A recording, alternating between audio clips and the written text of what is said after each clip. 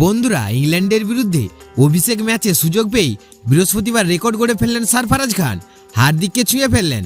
বন্ধুরা, আপনারা যদি দেখতে চান সরফরাজ খান কি রেকর্ড করলেন, তাহলে ভিডিওটি লাস্ট অবধি দেখতে হবে, চ্যানেলটিকে সাবস্ক্রাইব করতে হবে, একটি লাইক দিতে হবে এবং নোটিফিকেশন বেল আইকন দাবাতে হবে। বন্ধুরা, রাজকোটে ইংল্যান্ডের বিরুদ্ধে তৃতীয় টেস্টে টসে জিতে প্রথম ব্যাট করতে নেমে প্রথম দিনে 326 রান তুলে ফেলে ভারত 5 উইকেট হারিয়ে। বন্ধুরা, দিনের শুরুতে 33 রানে 3 উইকেট পড়ে যায় ভারতের। যশস্বী জসওয়াল 10, শুভমন গিল 0, রজত পাটিদার 5 রান। উইকেট হারিয়ে চাপে পড়ে যায় ভারত। সেখান থেকে দলকে উদ্ধার করেন রোহিত শর্মা জাদেজা। সবচেয়ে বেশি রান করেন অধিনায়ক রোহিত শর্মা 131 রান।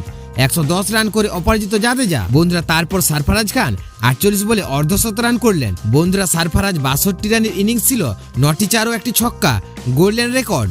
বন্ধুরা, মুম্বাইয়ের ক্রিকেটার ছুঁয়ে ফেললেন হার্দিক পান্ডিয়াকে। বন্ধুরা, টেস্টে ভারতীয়দের মধ্যে দ্রুততম অর্ধশত রান করার রেকর্ড।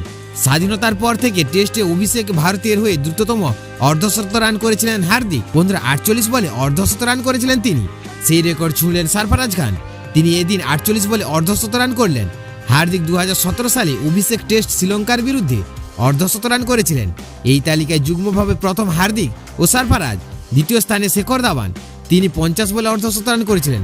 পৃথিবী সহ নিয়েছিলেন 56 বল।